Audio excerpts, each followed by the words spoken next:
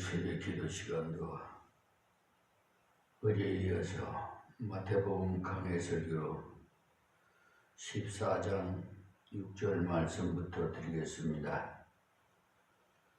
아침 헤롯의 생일을 당하여 헤로디아의 딸이 연석 가운데서 춤을 추어 헤롯을 기쁘게 하니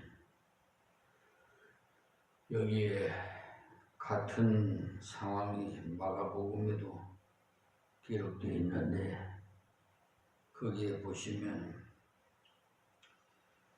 마침 기회 좋은 날이 왔으니 곧 헤롯이 자기 생일에 대신들과 천부장들과 갈릴리의 귀인들로 더불어 잔치할세라고 되어 있습니다.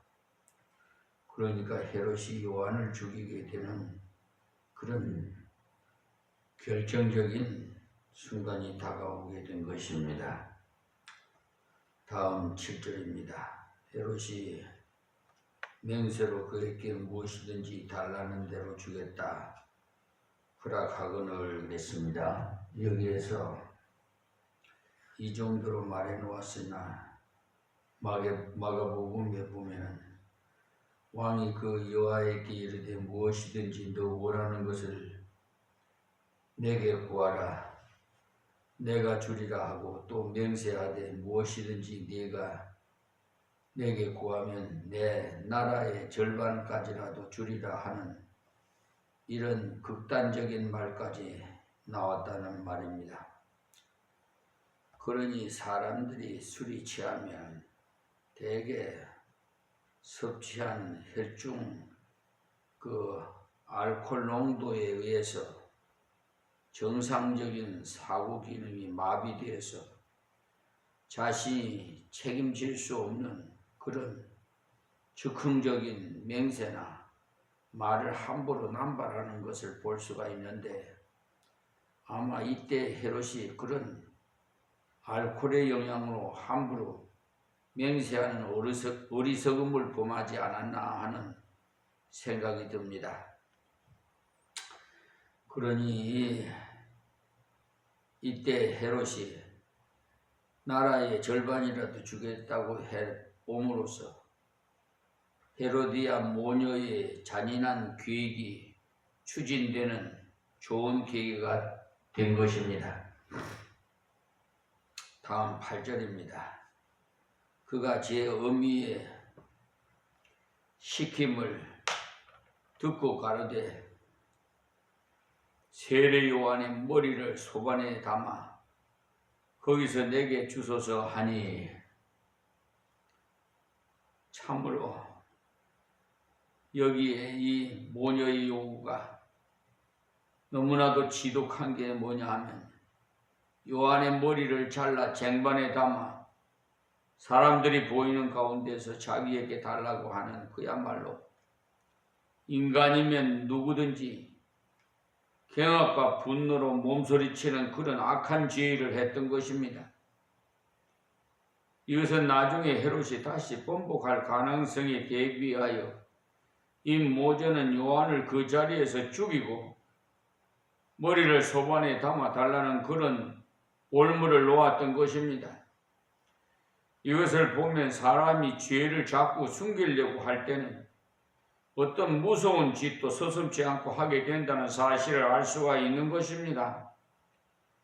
그래서 여기에 헤로디아도 자기의 그 악한 죄를 숨기려 하다 보니까 더 악한 죄도 불사하는 그런 일을 하게 된 것입니다. 그래서 다음에 9절에 보면 왕이 근심하나 자기의 맹세한 것과 그 함께 앉은 사람들을 인하여 주라 명하고 그랬어요. 그러니 헤롯이 자신이 들어봐도 섬찟한 죄를 해오는 헤로디아의 딸의 말을 듣고 아차 내가 잘못했구나 하고 근심했다는 말입니다. 여기에 우리는 헤롯의 잘못된 맹세로 인해서 근심하는 것을 볼 때 한 가지 반드시 알아야만 하는 것은 잘못된 맹세도 아무리 맹세했더라도 그것을 수정하고 실천하지 않는 게 더 낫다는 사실을 아십시오. 만일에 자신이 누구를 죽이겠다고 잘못 맹세했을 경우에 나중에 자기가 그것이 잘못된 맹세라고 깨달았다면 지체하지 마시고 즉시 돌이켜서 하나님 앞에 회개하고 안 죽이는 것이 죽이는 것보다도 훨씬 낫다는 것입니다. 예수님께서 뭐라고 하셨어요? 마태복음 5장 34절에서 37절에 말씀하시기를 도무지 맹세하지 말지니 하늘로도 말라 이는 하나님의 보좌이며 땅으로도 말라 이는 하나님의 발등상이며 예루살렘으로도 말라 이는 큰 임금의 성읍이요 내 머리로도 말라 이는 네가 한 트럭도 희고 걷게 할 수 없음이라고 하셨어요. 그러니 맹세라는 것이 원래 자기를 믿는 자기를 의존하는 것이기 때문에 그것은 바로 자신이 하나님이라는 뜻이 되는 것입니다. 그 때문에 맹세하지 말라는 것입니다. 그러므로 자신이 맹세를 했는데 어떻게 하느냐고 하면서 그 맹세대로 실행해 나가는 그것은 아주 어리석은 짓입니다. 그리고 부부가 결혼식에 부부간에 서약하는 일이나 세례 예식 때 서약하는 그 문제에 대해서 신중을 기하지 않고 함부로 서약을 남발할 수가 없는 게 그 서약대로 자신이 결코 수행할 수 없고 단지 하나님께서 그것을 감당하도록 은혜를 주시기를 믿고 바라보는 그런 자세로 서약이 임하는 것이 바람직한 자세가 되는 것입니다. 그러니까 서약할 때 제가 꼭 이대로 하겠습니다 라고 한다고 해서 그렇게 될 가능성이 있는 게 아니라는 말입니다. 사실 세례문답을 하고 난 다음에 서약한 대로 그 준수사항만 다 순종하더라도 아주 수준급에 속하는 것입니다. 왜냐하면 거기에 나오는 서약 내용이 얼마나 훌륭한 것인지 모릅니다. 그러니 대부분이 자기가 서약한 내용의 10분의 1도 제대로 못 따라가는 실정이고 보면 저는 서약대로 자신이 앞으로 지키겠노라고 단호하게 대답하는 사람을 보면 그들이 대단한 용기에 탐복을 합니다. 그것은 자기의 연약을 모르는 무지의 소치에서 비롯된 것으로서 하나님 말씀에 순종해 본 경험이 없기 때문에 그런 용감한 대답을 하게 되는 것입니다.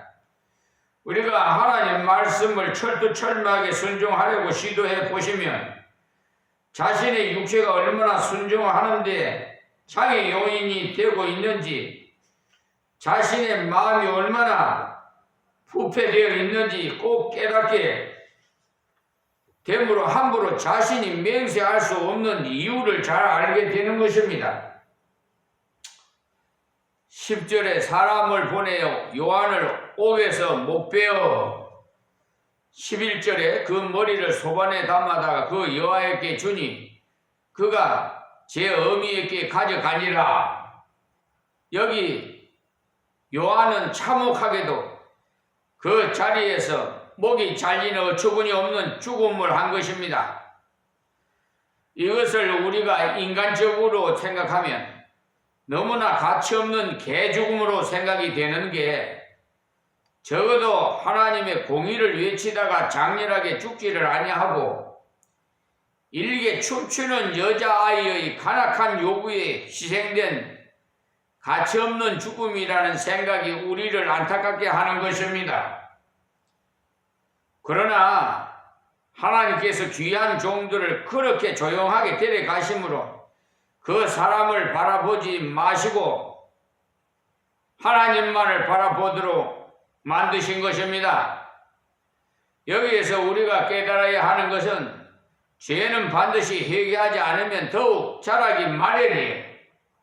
결국은 돌이킬 수 없는 자리에까지 나가게 된다는 사실을 아십시오. 그래서 어제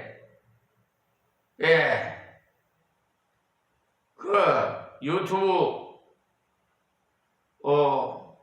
동영상에 그거 보시면은 더하기인가 그 그렇게 보시면은 그 요한복음 28장 13절인가요? 그렇게 잠언서 28장 13절에 있는 말씀을 제가 거기에다가 기재해 놨습니다.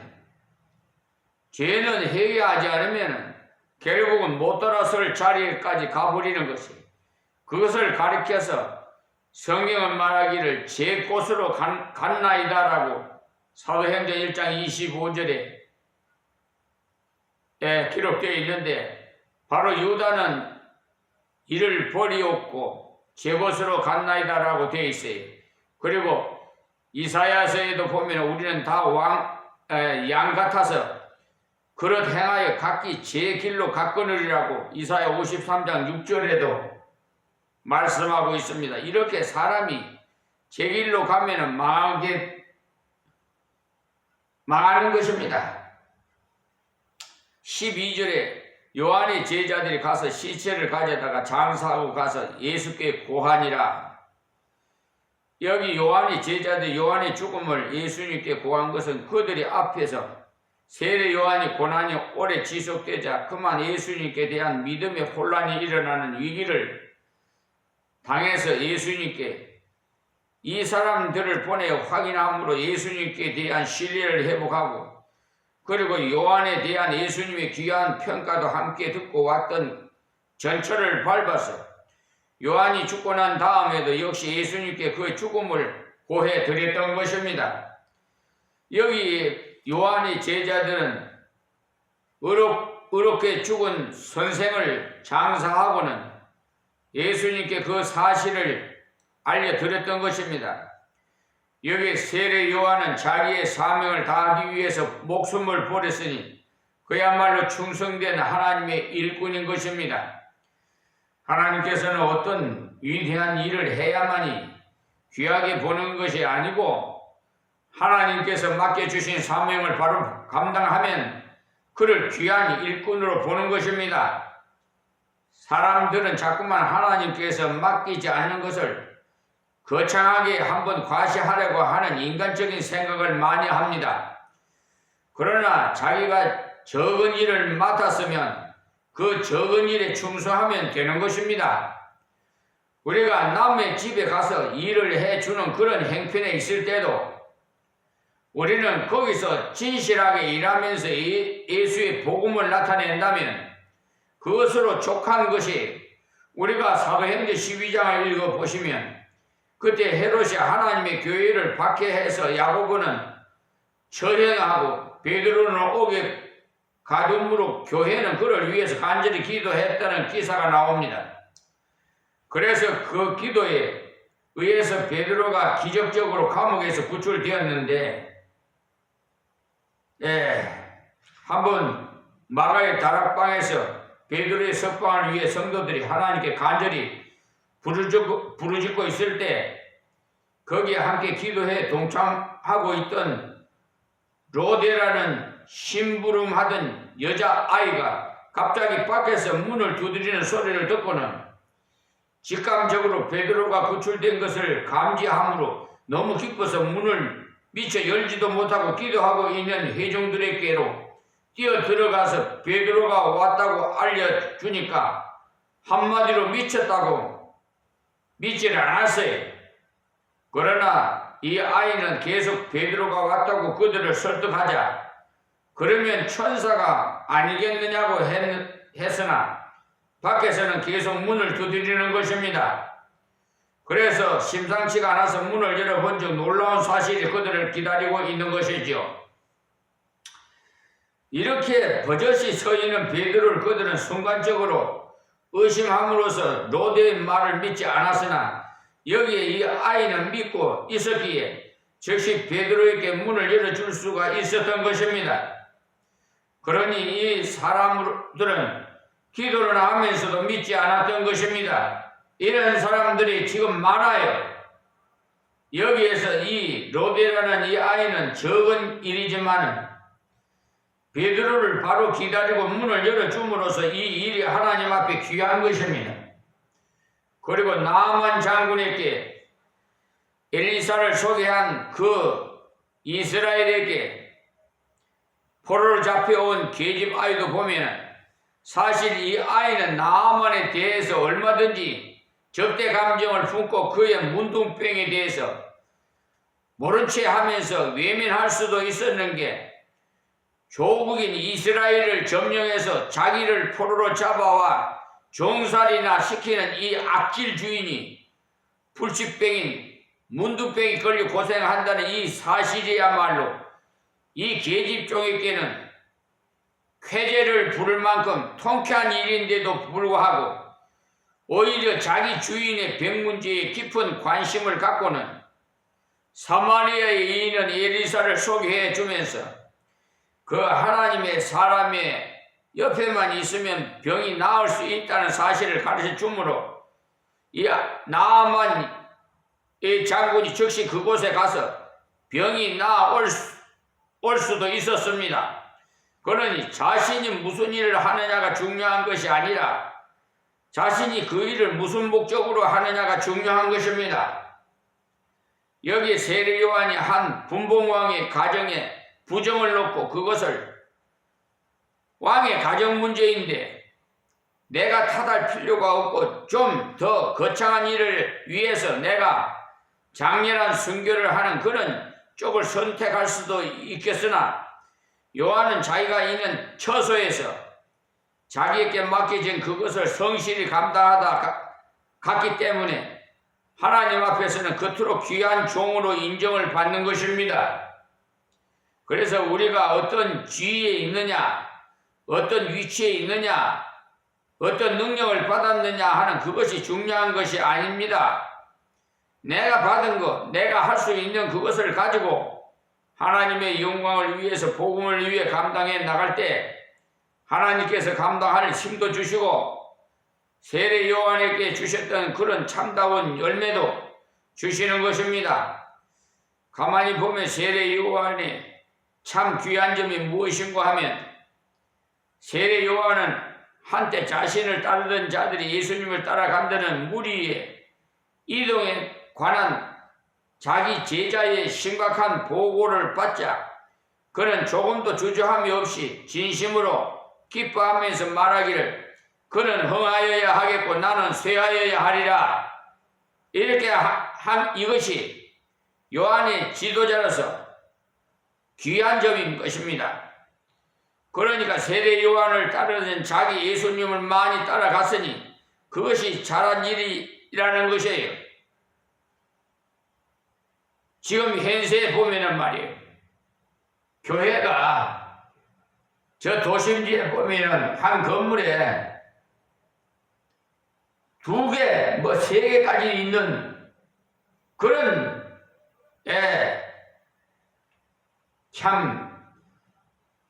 많아요. 그런 경우도 있어요. 그래가지고 서로 교인들을 끌어당기려고 별 수작을 다 하고 참 볼상스럽지 못한 행동들을 하고 있어요.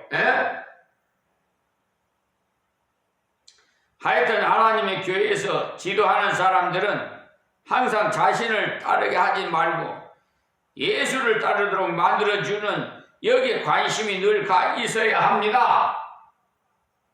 지도하는 사람이 뭔지 모르게 사람들을 은근히 자기를 추종하도록 자꾸 만들어 놓으면은 결국은 그것이 아무런 힘도 없는 오합지졸이 되고 마는 것이요. 저 정강훈 목사 같은 자 말이에요. 하나님 꼼짝만 내 손에 주고 하는 자, 추종하는 자가 지금 그렇잖아요? 지금 이단이니 사이비 이단보다도 더 심각한 사이비 종교에 속한다고 지금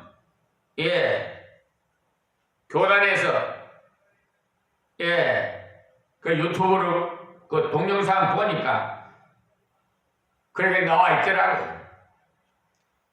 그러므로 지도자가 사람들을 언제 어느 장소에서나 항상 예수를 따르도록 만들어 놓을 때 지도력의 공백이 생기는 비상시가 되더라도 실족하지 않고 꿋꿋이 예수님만 바라보고 걸어가게 되는 것입니다. 정가운을 바라보는 게 아니라 예수님을 바라보고 따라가야지. 예수님. 거짓 선지자를 따라가지 말고 이단을 따라가지 말고. 빌립보 교회가 바울 사도가 감옥에 들어가자 그것은 밖에서 전보다 더 열심히 전도에 박차를 가하는 힘 있는 역사를 할 수가 있었던 것이 왜 그러냐 하면 평소에 바울 사도가 빌립보 교인들로 하여금 자기를 바라보도록 하지 않고 항상 예수를 바라보도록 만들었기 때문에 그런 결과가 왔어요.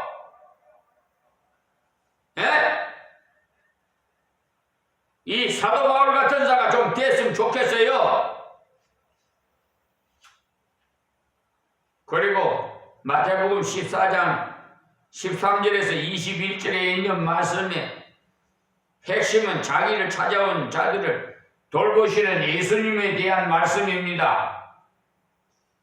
자, 13절 말씀입니다. 예수께서 들으시고, 그러니까 세례 요한이 죽었다는 그 소식을 들으시고요, 배를 타고 떠나서 따로 빈들에 가시니 무리가 듣고 여러 고을로부터 걸어서 쫓아간지라. 이때 우리 인간들 같으면은 예수님께서 즉각 헤롯이 있는 궁전을 턱 받고 들어가서는 당장에 헤롯을 향해서 네가 그런 악한 짓을 하고 내 몸이 성할 것 같으냐?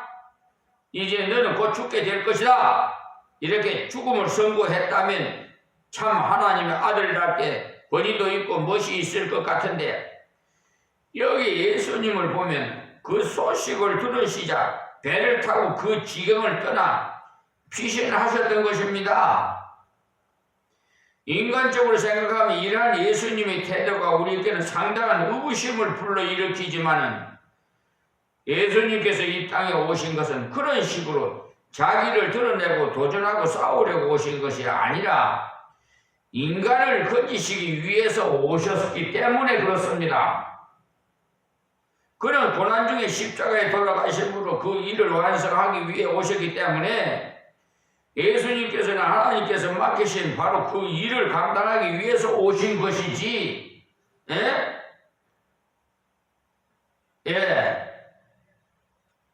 다른 뜻이 아니에요. 그래서 예수님께서 이 동네에서 핍박하거들랑 저 동네로 피하라고 하신 이것이 예수님의 방법이기 때문에 그는 자신이 친히 그렇게 하신 거예요.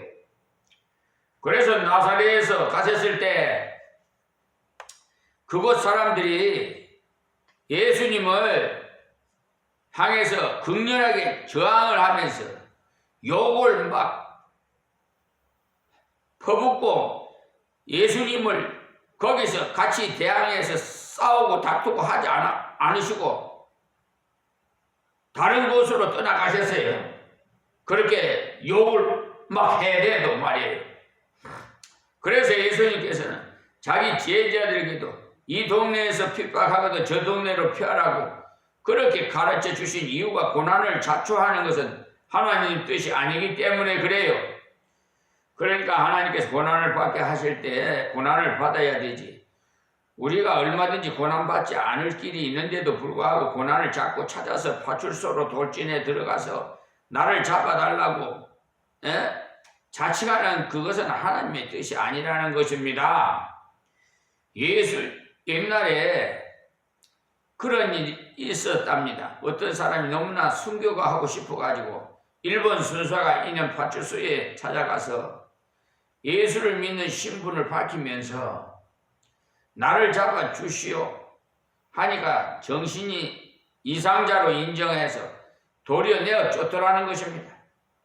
그래서 그 성도가 하는 말이 순교도 하나님의 복이라야 되지 절대 그냥은 안 되더라고 고백하더랍니다. 여기 예수님께서 그곳을 피해 가셨던 거예요. 그런데 빈들에 가시니 무리가 듣고 여러 고을로부터 걸어서 쫓아간지라고 한 것을 보시면 그때 예수님을 따르고 예수님의 은혜를 받아야 될 자들이 얼마나 많이 있었다는 것을 알 수가 있지요. 그러니 헤롯 한 사람에게 가서 회개 촉구하는 그것만이 중요한 일이 아니라는 사실. 우리가 인간적인 실리를 추구한다면 높은 왕에게 한번 가서 굉장한 일을 성취시켜 놓으면 그 일로 인해서 보통 사람들은 저절로 전도가 잘 되고 파급 효과가 있지 않겠나 하는 이런 추측이 참 많지요. 그래서 저는 어떤 때 일을 하다 가끔 궤도 수정을 하고 싶을 때가 참 많은데, 왜냐? 인간이기 때문에 자꾸만 무슨 생각이 드느냐 하면 소위 말하는 엘리트를 좀 키워야 되겠다고 하는 겁니다. 그러니까 세상적으로 볼 때 의사나 변호사 등의 화이트 칼라 계층을 몇 사람이라도 예수를 믿도록 한다면 전체적인 전도의 효율적인 면에서 그 힘이 크게 증폭되어 있지 않을까 하는 그런 생각을 해봤으나 역시 예수님의 방법이 맞다는 데서 저희 결론을 내리게 된 것입니다. 예수님께서는요, 유대사회에서 권위 있는 자들을 택하지 아니하시고 12명의 보잘것없는 직장인이나 어부들을 택하셔서 일을 하셨는데 이들이야말로 정말 하나님께서 주신 참 보석이다라는 말이에요. 근데 저도 예수님의 방식대로 가다가 한 번씩 궤도 수정에 충동을 느끼곤 했었는데, 그러다가 언젠가는 한번 S대학에 들어와 일해달라는 청혼을 받고는 가만히 생각해 보니까 과연 성경상으로 S대학이라는 고급 두뇌 집단이 영혼 구원의 측면에서 최고의 가치를 지니고 있는가 하는 데 대해서 회의적인 생각이 들었고, 그리고 그들이 제시하는 방법도 자기네들이 하자고 하는 대로 해야 된다는 단서를 붙임으로써 결정적으로 거절한 것은 결심했던 것입니다. 그때도 인간적으로 생각하면 다소간의 가능성이 엿보이는 게 우리나라의 최고의 지성인들이 직결지인 거기서 확 하면 뭔가 쫙 되지 않겠나 하는 생각이 들지만 결국 그런 것이 아닙니다. 영혼은 부자의 영혼도 하나이고 가난한 자의 영혼도 하나이며 그리고 무식한 자의 영혼도 하나인 모두가 동등한 가치를 지니고 있는 것입니다. 그런데 가만히 보면 무식한 사람들 중에서 주님을 위해서 순수하게 일했던 사람들이 더 많아요.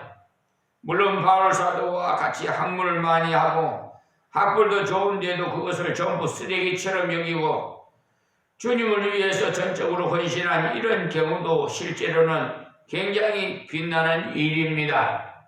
그런데 이렇게 되는 경우가 확률적으로 볼 때 아주 적다는 사실입니다. 그래서 우리가 하여튼 앞으로 복음을 위해서 일할 때는 그런 유혹에 안 빠지는 게 제가 경험해 본 결과 좋다는 말씀을 드립니다. 전에 제가 그런 소위 말하는 지성인 계열에 일해 보려고 상당히 노력을 많이 해봤는데, 그렇게 해서 투자한 시간, 그렇게 해서 투자한 노력을 만약에 서민적인 방면에 투자를 할 경우에 결과적으로 상당히 차이가 나는 게, 실제로 교도소나 나환자촌에 가가지고 복음을 전해보면 경험할 수가 있는데, 그 사람들은 마음이 아주 가난하기 때문에 정말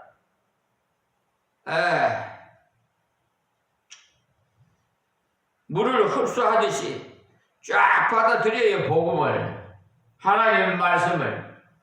그들은 영원한 그 나라밖에 소망하는 것이 없기 때문에 복음을 정말 순수하게 받아들여요. 그래서 저는 그런 것이 정말 제 체질에 이렇게 맞는다고 생각이 들었습니다. 그리고 엘리트 계층을 상대로 복음을 전해보면은 엉뚱한 반론을 제기하기가 일쑤고, 별것도 아닌 것을 가지고는 따지고 드는 것을 보면 그 굳어진 마음이 좀처럼 깨트려지지 않는 것을 볼 수가 있어요. 그 때문에 예수님께서 여기 헤롯의 왕궁으로 쳐들어가지 않으시고 다시 빈들로 가셔서 그 가난한 영혼들을 불쌍히 여기셔서 찾아가서 돌보아 주셨다는 말입니다. 다음 14절 말씀에 예수께서 나오사 큰 무리를 보시고 불쌍히 여기사 그 중에 있는 병인을 고쳐주시니라. 여기 예수님께서 가보니까 벌써 사람들이 많이 와 있더라는 말이죠. 그때 특히 큰 무리가 모일 수가 있었던 그 배경에 대해서 요한복음 6장의 설명을 참조해 보시면 그때 유대의 절기가 가까워 옴으로써 그 절기가 가까움으로써 사람들이 그 절기를 지키려고 올라가는 큰 무리가 있었던 기록이 나옵니다. 그러니까 그 당시에 계속 이런 큰 무리가 한꺼번에 모일 수 있었던 것이 아니고 이런 절기로 인해서 그렇게 모이게 되는 계기가 있었다는 것입니다. 그래서 여기 예수님께서 그 중에 있는 병인을 고쳐주시니라 그랬어요. 그러니까 그 사람들이 예수님을 간절히 사모하며 찾아왔기 때문에 그 병인들이 거기서 고쳐주시고 그리고 말씀을 전했었던 것입니다. 그러니 어려운 때 주님의 소식을 들은 자들에게 가난한 자들에게 예수님을 찾아와서 문제들을 해결받게 된 것이지요. 세례 요한이 죽었다는 소식은 그 당시에는 신앙으로 살고자 하는 사람들에게 큰 충격을 주었어요. 그런데 이제 분봉왕 헤롯도 두려워하지 않고 담대하게 책망하던 참 선지자였던 세례 요한이 죽고 사라진 이 마당에서 그들의 관심은 요한이 생전에 증거하던 하나님의 어린 양 대신 예수님께로 향해서 더 가난한 마음으로 사모하며 찾아갔던 말입니다. 그럴 때 예수님께서 찾아온 그들에게 영혼의 양식과 함께 육신의 질병도 고쳐주셨다는 말씀입니다. 여기서 말씀 뵙겠습니다. 하나님 고맙고 감사합니다. 오늘도 하나님 은혜 가운데 지혜로 하나님 말씀을 증거하여 싸우니 옳은 말씀만 생명의 말씀만 저들의 심령에 박히게 하여 주시옵시고 기억나고 생각나게 해 주시고 늘 이 세상 사는 동안에 참다운 예배의 삶을 살 수 있도록 인도해 주시옵소서. 방황하는 어리석은 이방인들도 하나님 구원해 주셔서 영광 받아 주시옵시고 저 사법부에 종사하는 법관들 다 회개시켜서 올바른 정직한 청렴결백한 법관들로 거듭나게 해 주시옵소서. 예수님의 이름으로 기도합니다. 아멘.